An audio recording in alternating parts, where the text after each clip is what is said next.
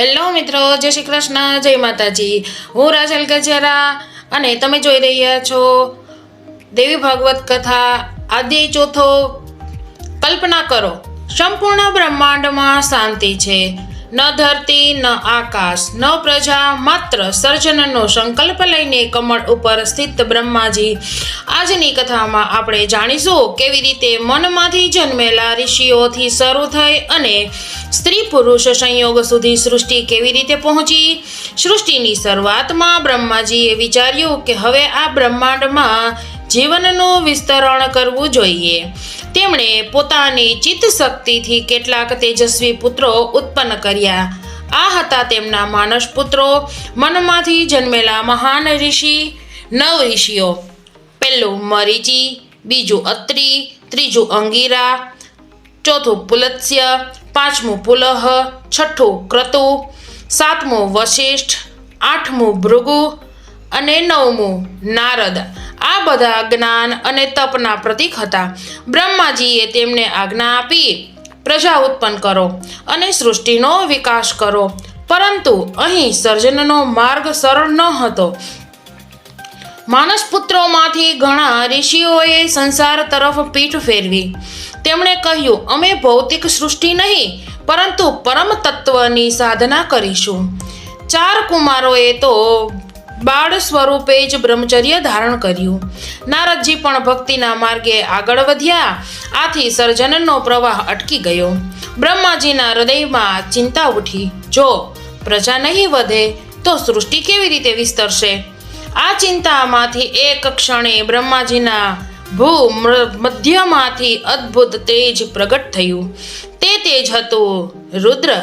રુદ્રે પ્રગટ થતાની સાથે જ બ્રહ્માંડમાં ગર્જના કરી તેમણે અનેક સ્વરૂપ ધારણ કર્યા, પરંતુ તેમની ઉગ્ર શક્તિ સંહાર તરફ વધુ ઝૂકેલી હતી। સ્થિર અને વ્યવસ્થિત પ્રજા ઉત્પન્ન કરવી તેમનું કાર્ય ન હતું। સર્જન હજી અધૂરું હતું। બ્રહ્માજીએ ધ્યાનમાં અનુભવ્યું કે માત્ર મનથી ઉત્પન્ન કરેલી સૃષ્ટિ સ્થિર રહી શકતી નથી। ત્યારે તેમણે એક અનોખો નિર્ણય લીધો। તેમણે પોતાનું શરીર 2 ભાગમાં વિભાજિત કર્યું। એક ભાગ બન્યો પુરુષ સ્વયંભૂ મનુ અને બીજો ભાગ બન્યો સ્ત્રી શતરૂપા। આ ઘટના સૃષ્ટિના ઇતિહાસમાં પ્રથમ સ્ત્રી પુરુષ પ્રગટ થવાની ઘટના હતી। સ્વયંભૂ મનુ અને શતરૂપા માત્ર દંપતી ન હતા, પરંતુ સમગ્ર માનવ વંશના આરંભ બિંદુ હતા। તેમણે ગૃહસ્થાશ્રમ સ્વીકાર્યો, ધર્મ, કર્તવ્ય અને સંયમથી જીવન જીવવાનું માર્ગદર્શન આપ્યું। તેમના સંતાનો થયા પ્રિયવ્રત અને ઉતાનપાદ અને 3 પુત્રીઓ આકૃતિ, દેવહૂતિ અને પ્રસૂતિ। આ સંતાનો દ્વારા વિવિધ વંશો અને લોકમાં વિસ્તરણ શરૂ કર્યું। ઉતાનપાદના પુત્ર ધ્રુવ થયા, જેઓ અડગ ભક્તિનું પ્રતીક છે।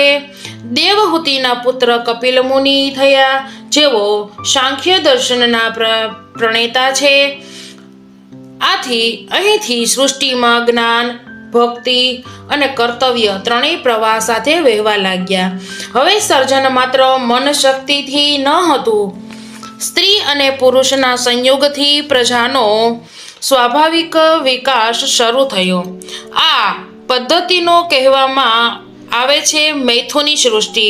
આ વ્યવસ્થા કુદરતી હતી, સ્થિર હતી અને અનંત સુધી ચાલતી રહે એવી હતી। પ્રકૃતિ અને પુરુષના મિલનથી જન્મ, વૃદ્ધિ અને જીવન ચક્ર શરૂ થયું। અહીંથી જ માનવ સમાજ, કુટુંબ વ્યવસ્થા અને સંસ્કૃતિની શરૂઆત થઈ। માનસ પુત્રથી લઈને મૈથુની સૃષ્ટિ સુધીનો આ પ્રવાસ આપણને એક ઊંડો સંદેશ આપે છે। સર્જન માત્ર વિચારથી નથી ચાલતું, માટે સંતુલન જરૂરી છે। જ્ઞાન અને ગૃહસ્થ જીવન, વૈરાગ્ય અને કર્તવ્ય, પુરુષ અને પ્રકૃતિ બંનેના સમન્વયથી જ જગતનું વિસ્તરણ થાય છે। આ રીતે બ્રહ્માજીના સંકલ્પથી શરૂ થયેલી સૃષ્ટિ આજે અનંત રૂપોમાં ફેલાઈ ગઈ છે। જય શ્રી કૃષ્ણ, જય માતાજી મિત્રો। આજે આપણે અધ્યાય ચોથો જાણ્યો।